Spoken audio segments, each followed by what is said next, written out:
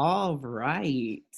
Hello, everybody, and welcome to our second session here of the day.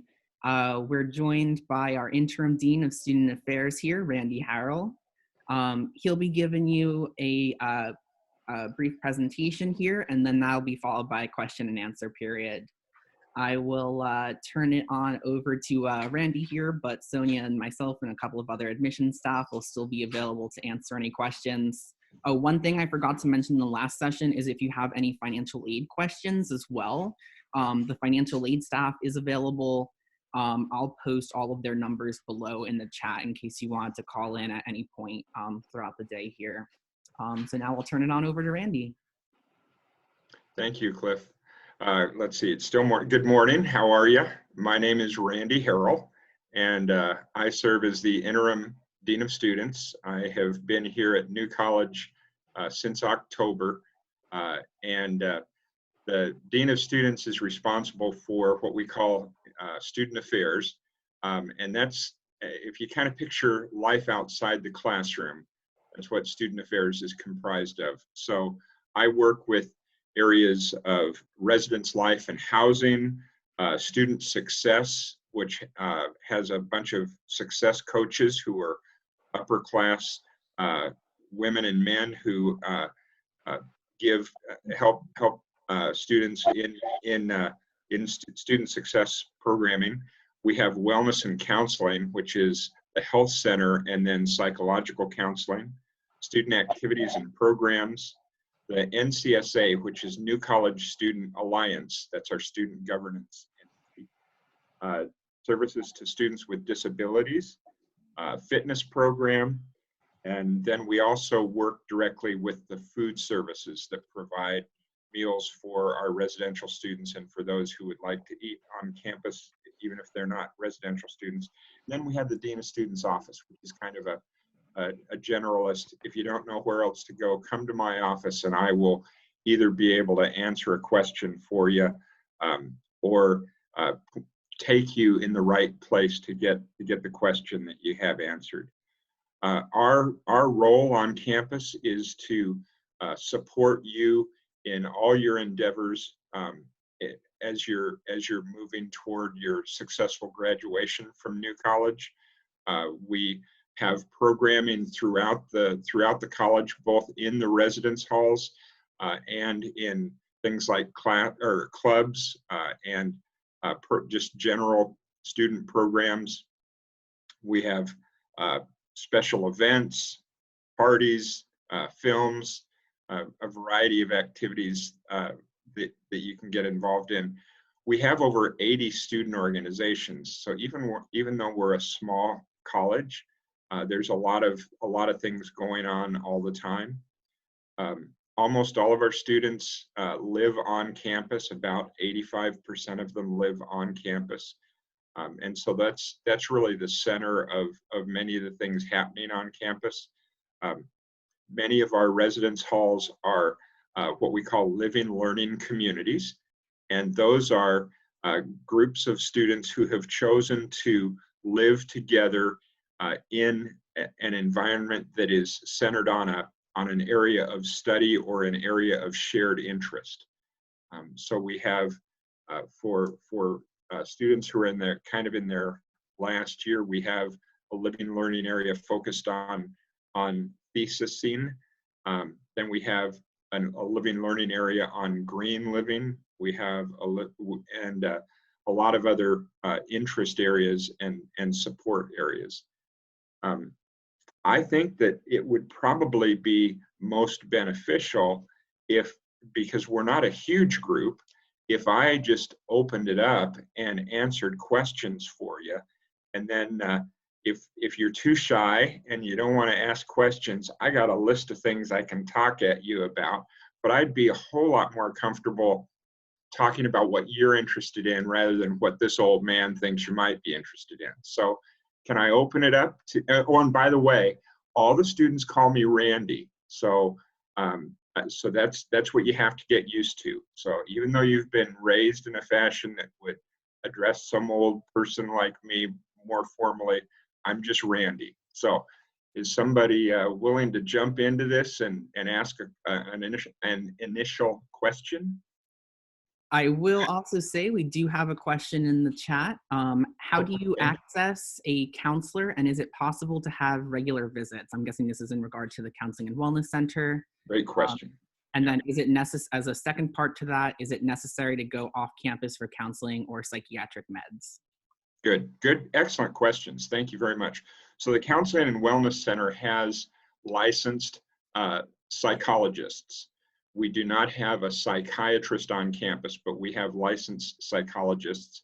We also have a nurse practitioner who is on campus and seeing students from the purely medical side of things.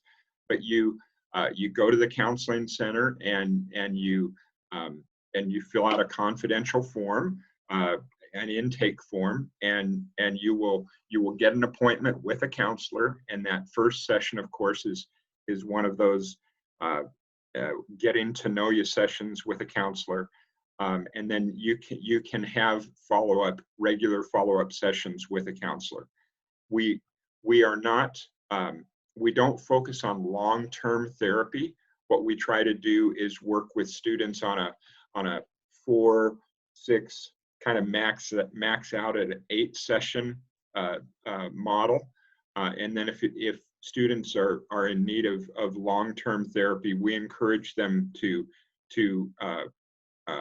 affiliate with a therapist who is going to be able to serve them throughout the academic year and then through the summer. We don't want students to have a therapy that just suddenly ends during the summer months. That's not real healthy.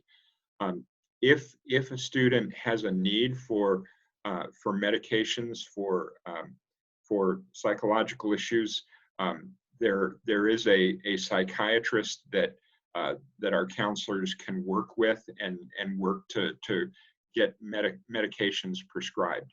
Our counselors, as they're licensed, are also fully capable and trained in making those assessments on the maintaining of medical issues for psychological issues. I hope that answered that question. As another part to that, can the Counseling and Wellness Center help students find a therapist outside of New College here, like within the local community or within their hometown area outside of Florida?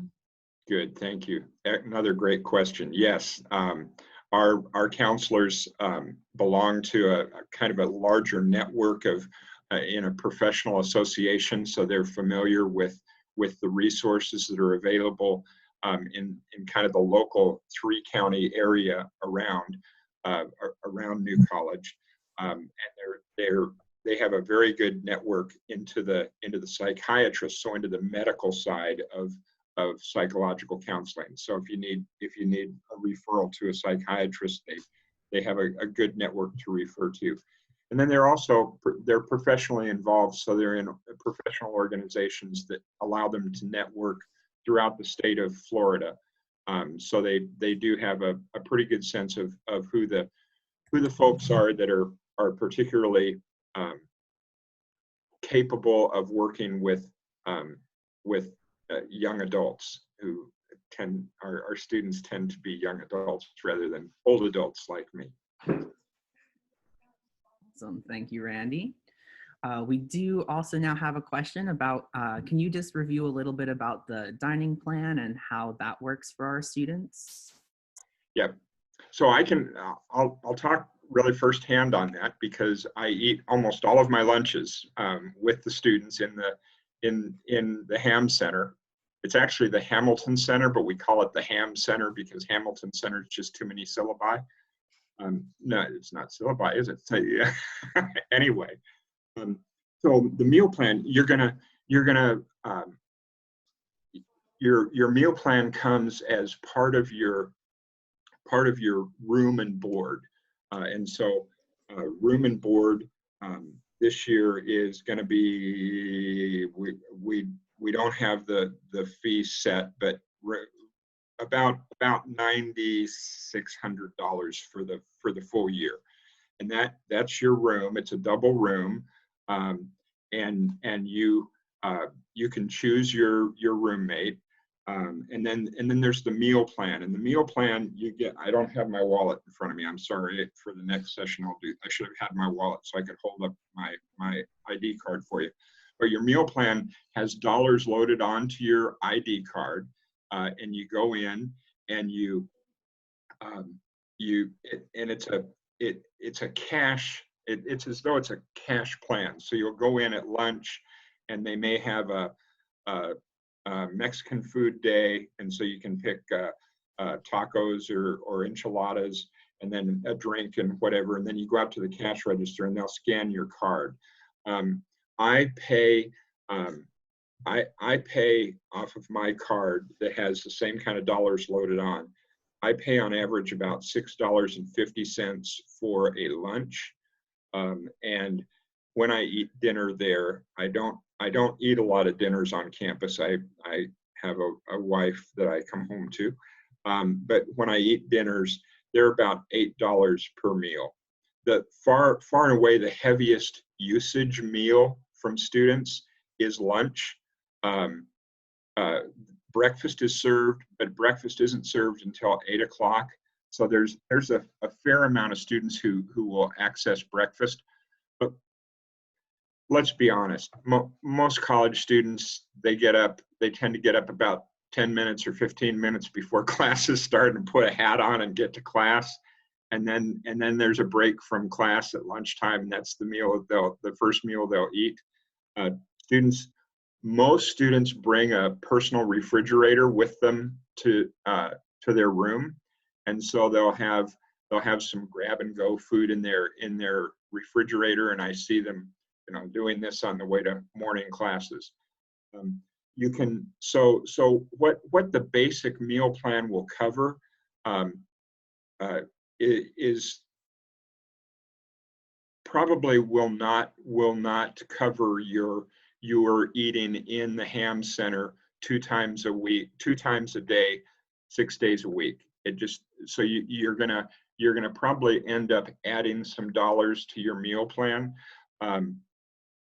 but we think that that's a better way than us charging you a higher amount at the front end, and then you having money left over at the end, because you have to use that money up. So and that's not a good model. So, but the meal plan is enough to get you 2 meals a day, 5 days a week through the year. 6 days a week, it's going to run out. So it's right. You understand where I'm trying to get? It's kind of right on that edge of 5 to 6 meals or days a week. I hope that answered your question. Quality. So I said, real quick, Randy, sorry, can you also add on top of the quality what vegan options are like? I saw if you can answer that. Good question. I'm not going to be real good at the vegan thing because I'm not. I'm very much a carnivore, and I'm sorry. I'm sorry to I have to admit that. But there are every meal time. So every lunch, every dinner, every breakfast that I have been at, there's a full vegan menu as well as a regular carnivore menu. So there's I'm a fan of brats, okay, and once a week there's brats available. There are vegan brats, and they do a good job of labeling and separating, so it's real clear. We do it at the end of every semester. We do what's called a late night breakfast, where at 10 o'clock at night, the students come in. It's the night before finals begin, and we serve them a full-on breakfast. And I'm amazed at the vegan options during that breakfast. The quality. Now, here's my commercial. So I've worked in higher education for 39 years. This is my 39th year. This is my 7th campus that I've worked at. I'd actually retired and then got a call to ask me to come down. This is the best food service I've been at. It really is. I oftentimes at lunch take pictures and send them to my wife. Look at this. Look at the food that they're getting here. On the other hand, you'll get tired of our food, okay, because it's not home cooking. It is institutional cooking. But I'm really impressed by the quality of what they do. I'm also even more impressed by Bill, who runs the food service, who's our on-campus manager for the firm that runs the food service. And if you've got an issue, Bill is there all the time. His office really is right there by the serving area. And if you have a request for a change, Bill is really responsive to that. If you say, wow, I don't think this quality is good enough, Bill, he will work with you individually to make things right. So I've been impressed. What of my 5 months I've been here, and I'll be here all next year. Okay, you won't. I'm not going to disappear on you. But I have been really impressed by the quality of meals and by the responsiveness of food service folks. And if you're not satisfied, then you come see Randy, and my office is just across the walkway. Should I start reading these questions, Cliff, or are you cool to read them for me? Oh, I'm still kind of, if you want to read them, go for it. I'm just kind of like still as I read through and as you answer the questions, I'm just kind of asking them to you. That's great. That's still great. On Yeah. the meal questions, though, I was wondering if this is kind of more of like a math question, so I don't know if you can answer it, but if you eat twice daily every day, can you estimate approximately how much extra students might need to add per semester or per year? Oh, that's a good question. That's a good question. I'm a student affairs guy, not a math guy. So, but if you will email me, and Cliff, are you gonna make my email available to the participants today? Yeah, it'll be available on our website, and I'll also post it below as well. Okay. If you'll email me, I will have my person who works directly with food service do a really good breakdown of what that of how far the amount that you enter in with will take you. I don't want to kind of guess at something and be wrong. I want to give you good information. So if you just email me, I'll get Mark Steyer to get the specifics on that. And some of that depends on what your choices are. You can, my brought lunch is a lot less expensive than the sirloin tips that are served. So that there's a salad bar. I talk with my hands, so you can't really see half of what I'm saying. But there's a salad bar, and then there's a hot specialty meal, and then there's a grab and go section, and then there's a kind of a traditional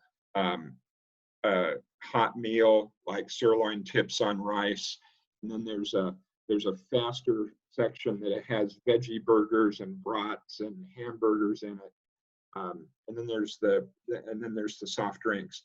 So you can economize by going over to the hamburgers or the veggie burgers, or you can go to the Ritz side of things and go to this sirloin tips area. It just depends. The prices vary based on what you're selecting for a given meal. Just so the person who asked about walls and student life knows, I haven't forgotten your question. I'm just sticking with like meal plan questions right now, just to keep it on the same topic. So while we're still talking a little bit about the meal plan and all of that, Randy, can you talk about how students are allowed to use the community kitchens and can make their own meals occasionally? And then what can students have in their dorm room in relation to food, kinds of like cooking supplies and things like that? Okay. If it glows, it cannot go. Okay, so hot plates with an exposed heating element, you can't bring those. You can bring a George Foreman grill because it doesn't have an exposed heating element. You can bring a mini refrigerator. You can't bring a stove with an open flame, so you can't bring a camp stove. We can't have open flame because of the fire safety issues. You can bring a hot pot one of those things where it sits and heats up hot water. If you're a big time tea drinker, you can bring a coffee maker. You just can't bring anything with an open flame or open heating element. Many of the residence halls, most of the residence halls have kitchen facilities, common kitchen facilities, and you can go in and you can make chicken cordon bleu if you're so inclined and so talented. You can really pretty much go full out. You do need to bring your own cooking equipment, meaning you need to bring a pan and that kind of stuff. Don't bring a whole kitchen's worth because you're going to run out of room. But you can bring cooking items, cooking supplies. So I hope the kitchens are open to the residents of that building and encouraged. We do and really strongly encourage you to clean up after yourself, and sometimes that can be kind of a sore point for other residents when they walk down and there's ramen left in the sink, So we do really encourage students to clean up after themselves. Awesome. Thank you, Randy. So another question about like communal kitchens and all of that. Where would students be able to kind of store their pots and pans and all of that? Yeah, that's in your room. And some, each building kind of evolves into its own culture or its own character really quickly on basis of who's living there. But certainly at the beginning, you want to bring stuff that you can, like bring something that's in a carry a carry bucket. It's good to take all your supplies in, and you want to be able to have it so it's portable enough for you to take down to the kitchen and then take back. So when you're doing the hot pot or the George Foreman grill or those kind of things, you're doing that in your room. You're not doing that in the community kitchen for the most part. And most of the buildings will end up where they'll have kind of a corporate supply of a frying pan and a boiling pot and some basic stuff that students kind of merge together. But the kitchens are not stocked with that. That's something that kind of evolves by the interest of the students. So if you're a ramen person, bring a pot that you can boil your ramen in. If you like fried eggs, bring a frying pan and a spatula to turn the egg. But don't overbring, because for the most part it's going to be stored in your room. Awesome. Thank you again, Randy, for answering those questions. It looks like we're starting to get some about student life and dorming on campus. Before I completely now forget about that question, can you describe a little bit about if like walls, and let me just find the exact specific question here. Are the wall parties facilitated by the school, or are they student organized? So a wall is a thing, as far as I know, that's real specific to New College. At the other schools I've worked at, I've never heard the term wall. So if it's and maybe this is my first time working in Florida. Maybe it's a Florida term, but I hadn't heard of it. But walls are social events that are specifically sponsored by students. They are not they're not college sponsored events. They are college approved events, but they're not college sponsored events. So a group of students will say, okay, we want to hold a wall, and we want to hold it on the second weekend of May. And so they'll go to the activities office, which is called the activities office at New College is called SOS. And that's student activities and campus events. There's a U thrown in there somehow. I haven't figured out where the U comes from, but anyway. So they'll go to the SOS office and they'll say, we want to sponsor a wall the second weekend of May, and the people in the SOS office will ask, well, what kind of theme are you going to have? And so they'll talk about what the expectations are.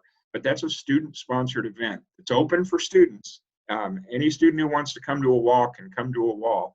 But we really encourage that they be theme-oriented, just so students know, okay, is this a 80s music wall, or is this a beat wall, beat poetry wall, and so the SOS staff will help students kind of refine their theme if they don't have it, and then the students agree that, okay, it's going to shut down by 2 o'clock in the morning, and we're gonna make sure that people are safe, and there are some kind of guidelines that the sponsors have to agree to, and we need to know about those events, because not that we're gonna go in over to where a wall is being held, but we want to make sure we know where they are, who's holding them, so that we can be aware of safety issues. But walls are informal parties that are held throughout the year, and approved very regularly by the SOS office, and they're just a time for students to hang out and get to know one another. And they tend to be, so that with the themes, they tend not to be 200 students showing up to them. They tend to be 20 to 30 students who are showing up, because either the theme or it's a kind of a group of students that hang out together on a regular basis. I hope I answered that. I'm going to go out on a limb here and talk about the bigger thing. So there's the wall, and then there's the coup. And coups are the center of the universe party, C-O-U-P, coup. And they're held, and they're really big deals, okay? They're held 3 times a year. There's a coup that's held in the fall. Then there's a coup that's held sometime February-ish. This year it was on the weekend of leap year, although it could be held on Valentine's Day. And then traditionally there's a coup that's held right at the end of the year to celebrate the graduates. Obviously we lost that coup. That didn't get to happen this year. But coups are really different than walls. And coups are planned, again, they're student planned events, but they are where a wall is just one wall. It's one small area. The coup is all over the residential part of campus, and in the Ham Center, in the Student Union building, and there are live bands. This past coup for leap year, I think there were 4 venues for live bands. There were additional 2 or 3 venues for live music, and those involve a significant percentage of the student body. It was colder than bejeebers on that weekend of the coup. Well, for Florida, it was cold, but the students. So most of the crowded venues were those venues that were inside and where students were dancing. They last a little bit later. They last until 3 a.m. But I've only been here for one coup, and some of the old folks that I work with warned me, oh, these coups, they're not a good idea. I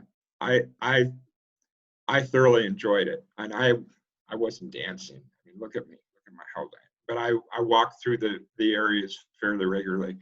and our students were having a great time. And so those are big parties. Those are not quite the small intimate gatherings that walls tend to be. Sorry, Cliff, I went off on a tangent. Oh, it's all good. Along the same lines, can you actually talk about like security on campus and what security like for those events and things like that are like? I saw we had a question about that, so kind of I feel like Good, yeah. So there's the great news about security is that our security is handled by a state police department. We have a campus police department with a chief and a captain and officers. There are minimum of two officers that are on duty 24 hours a day, 7 days a week, 365 days a year. They were there on Christmas Day. I verified that. They patrol in vehicles, on bicycles, on golf carts. They're in full uniform, so it's obvious that they're the police. And you will have an emergency number to contact them, and they are present throughout the campus. We try to walk a careful balance between having our police available and present and always within easy reach, but also not having their presence so significant that students feel as though the law is looking over their shoulder all the time. So at a wall, the police department knows that the wall is being held, but police are not stationed at the wall, and they're not going to it on a regular basis, although they'll go by them throughout the evening that the wall is present. At a coup, it's a little bit different, because at a coup, we've got most of the student body that's on campus is attending the coup. And so the police will actually patrol through the perimeters of the venues the venues that comprise the coup. Again, the police aren't walking through the dance floor of the venue where one of the dances is taking place, but their presence is much more available. We also have in the residence halls, we have resident assistants, and we have a resident assistant in at least every building. Some buildings, because they're small, some buildings only have a single resident assistant. Other buildings that are larger have more than a resident assistant. And the resident assistants work, and their resident assistants are employees of student affairs. And they work cooperatively with the police department. They're not police agents. They don't call the police and say, "Hey, I've got something on my floor, come quickly." But they are trained to recognize things that they would need to refer to the police department. And they're also, as far as personal security, they're the residential students' first line of personal security. If you're feeling unsafe or even unsure in any way, it's the RA that you can turn to and say, "I'm not sure I feel right about this. What do you think?" And the RAs are really good about coming to us in the administration and student affairs and saying, "We've heard that there's a concern about fill in the blank." And we're able to act on that area of concern. They're also really good at conflict management.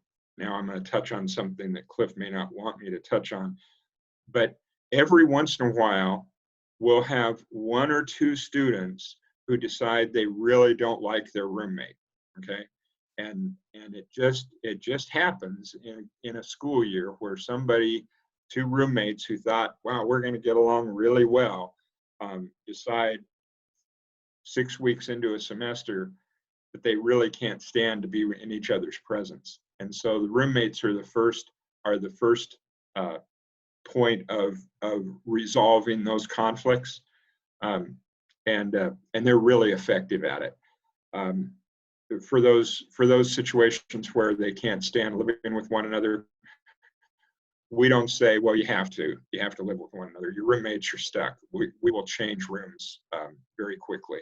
But oftentimes the emotion of I can't stand living with you is really kind of a short-term emotion that is developed because of a misunderstanding.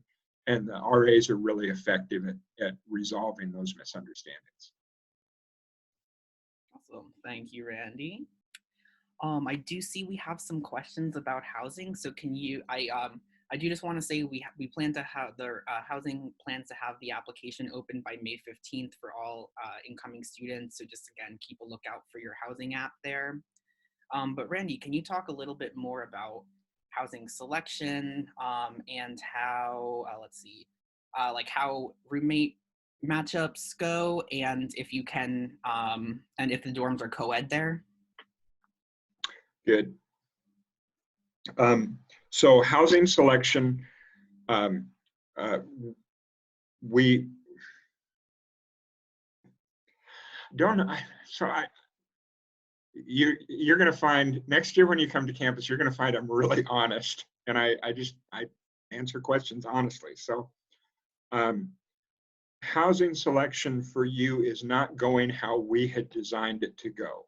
We had designed it to be where you would be coming to campus on a day like this and being able, and we would facilitate you meeting one another and having an opportunity to get to know some people and choose your own roommate.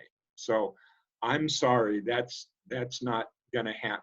Now we have never done that in the past. So this is the first year we would have done that. So we're falling back to what we do we have done historically. And that is you either have or you will soon be getting a roommate question or a housing questionnaire. And it asks several questions about lifestyle, preferences. Do you like to sleep in? Do you like to get up early? Do you like to listen to music loud? Do you like to listen to music quiet? Do you like your room to be warm? Do you like your room to be cold? And please, students, fill that out yourself. Do not give it to your grandmother. Fill it out yourself, because we want to know what you really think. Your grandmother may think that you go to bed at 10 o'clock at night, but in reality, you may have a preference of staying up until 3 o'clock in the morning. And we want to house you with someone who is who's preferentially matched to you, not what your grandmother thinks of you. So it's really important that you fill that form out, and that's what we're going to use to make our roommate matches. Okay, and roommates one-on-one, or there are a few triple rooms, and so that's the criteria that we're going to use to make those matches. It works well, but you will have the freedom when you get on campus, if you find that we have done something that we shouldn't have done, or if you've done something you shouldn't have done and given that form to your grandmother, then you'll have a chance to change roommates throughout the year, but you'll have a chance to change roommates early on in that first few days on campus. Residence halls are coeducational, but rooms are not. So you'll be roomed with someone of your gender identification. Awesome, thank you. And we also got a question of, can two people apply to be roommates together? Absolutely. Yes. Yes. Even if they haven't found a third person they want to be with? Yeah, absolutely. Absolutely. Awesome. And that's where, so that's kind of the ideal, but a lot of students don't come to school knowing somebody. So that's why we were trying to do this change where we'd give you the opportunity to meet people and then select roommates. Awesome.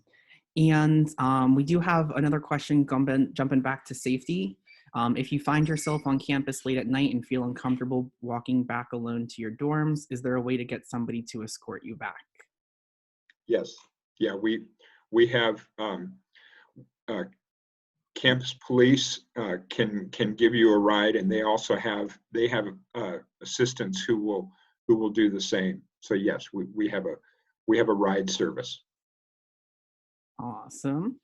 And we have two questions about, is there a way for incoming freshmen to connect with one another prior to beginning in the fall?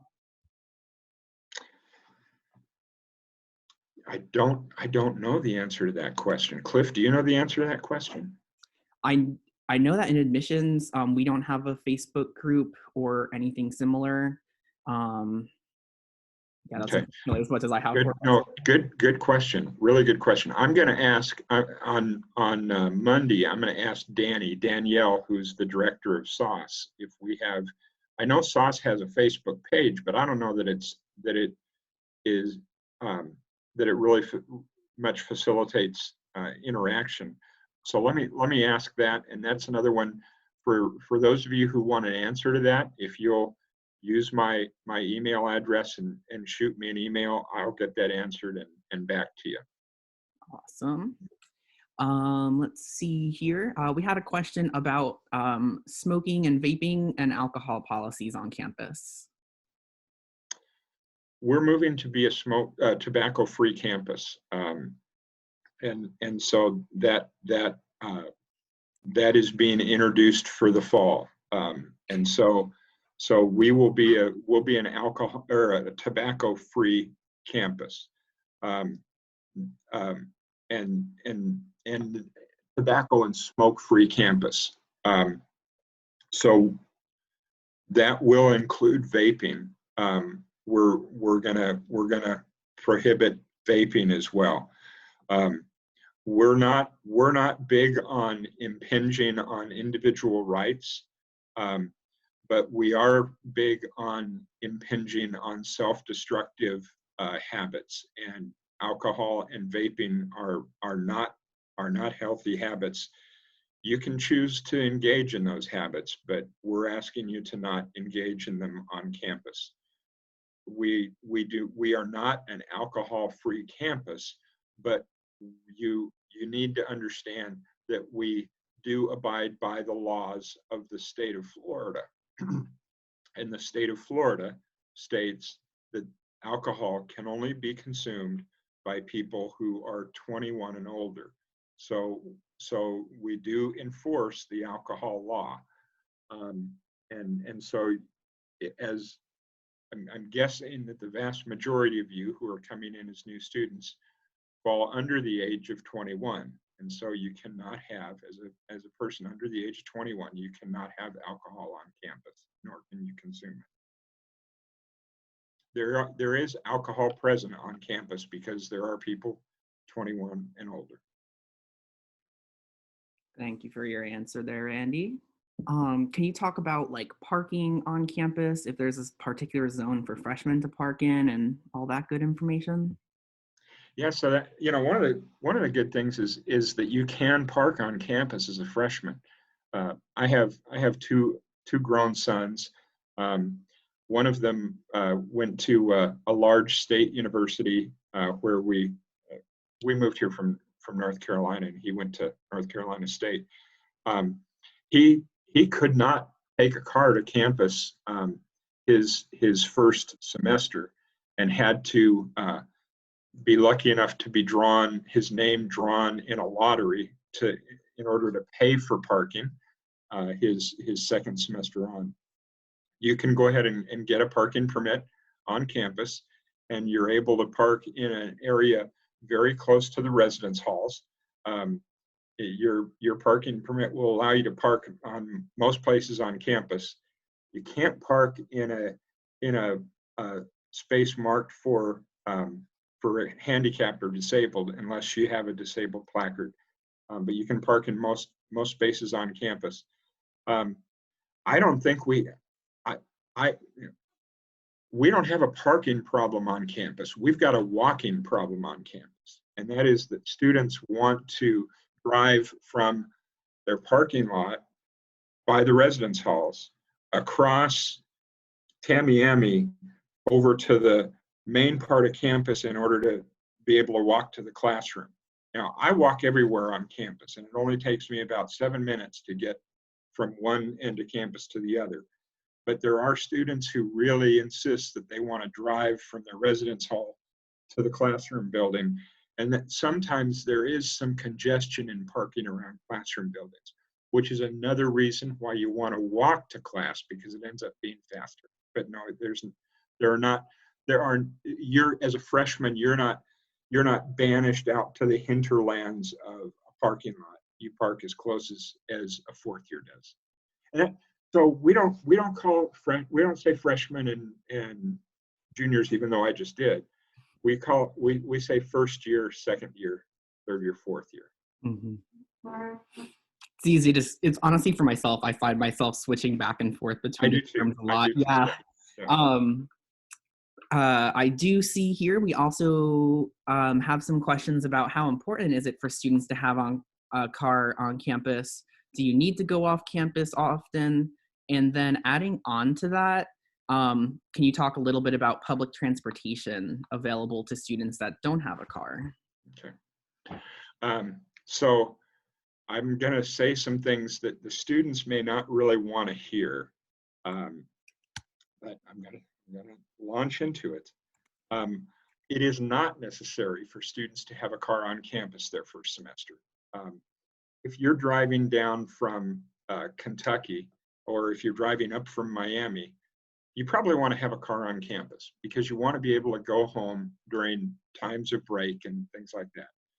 But if you're within a couple hours of campus, hour and a half of campus, it's not necessary to have a car your first semester. In fact, I think at times it can be counterproductive for you to have a car on campus because if you're within an easy commute back home, there's going to be a tendency for you to go back home.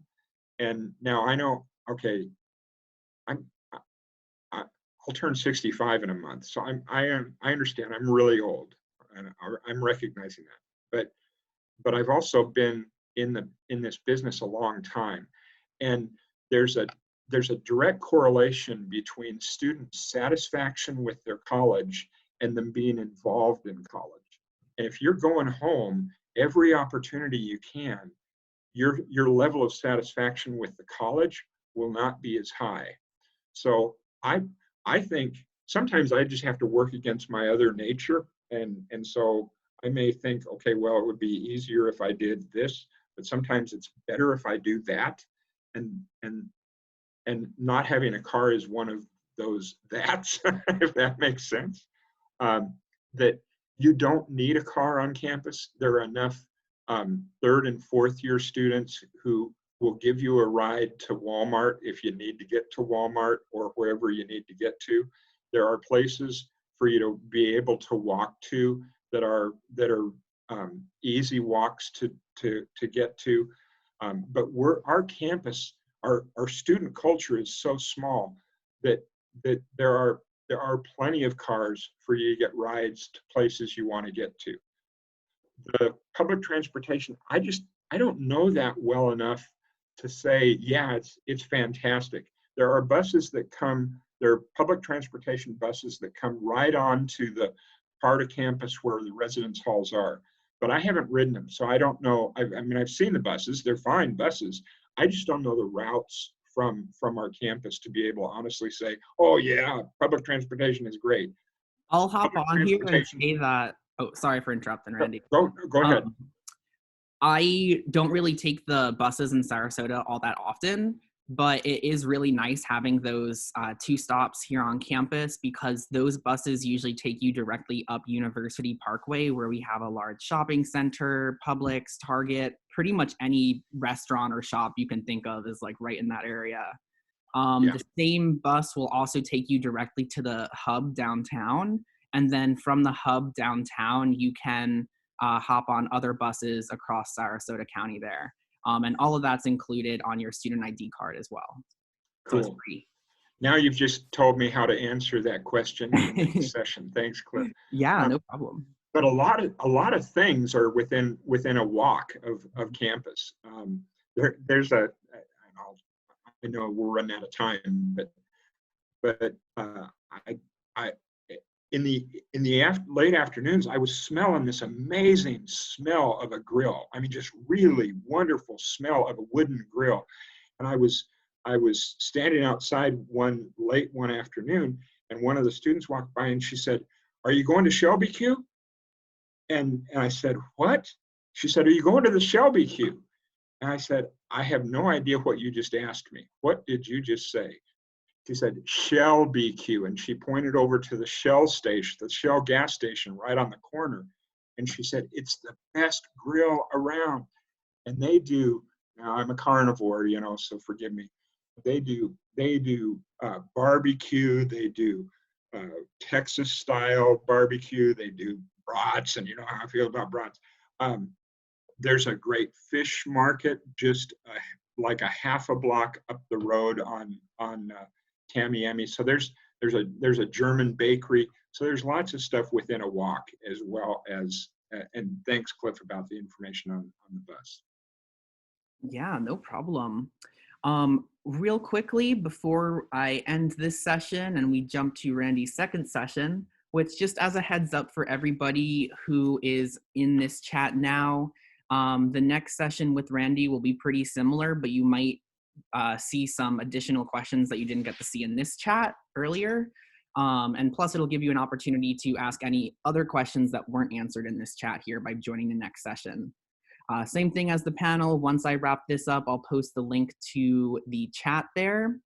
But in the meantime, I remembered that we got a question about disability services and accommodations on campus.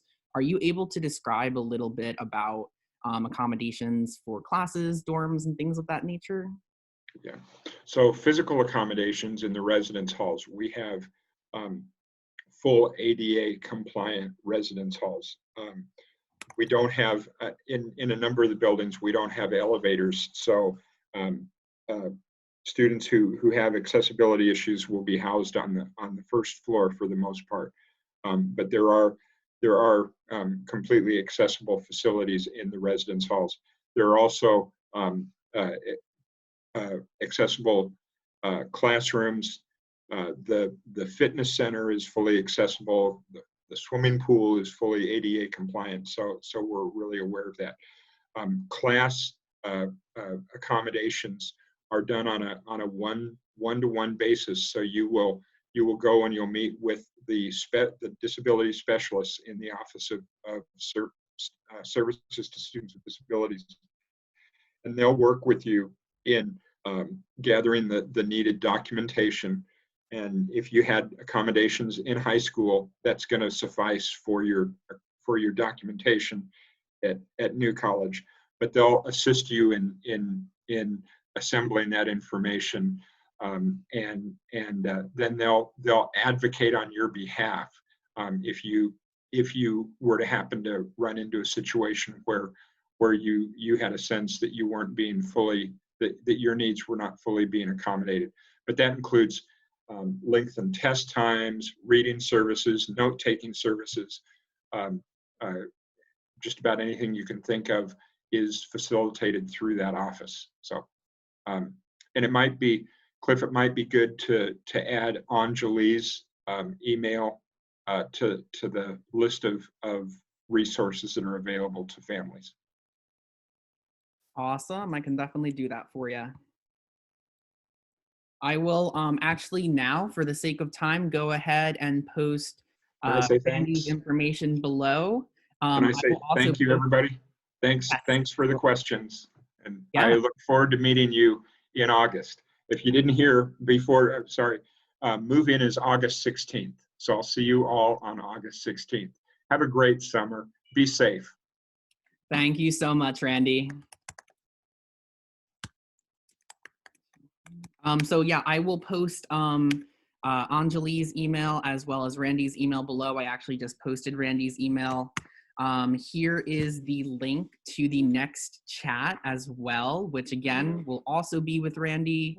If you have any unanswered questions, it just gives you an opportunity to go ahead and get some more of those questions answered. The password I will also post. It's the same as these sessions. It's today's date. Thank you very much for joining, everybody, and we'll see you all soon. And I should go to that next room, right, Cliff? Yeah, I'll have to open it in just a second. I'm just gonna post Anjali's email and then I'm gonna head on out. Okay, thanks a lot.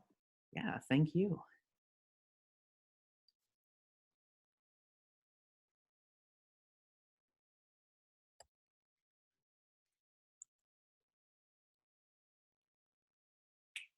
Good.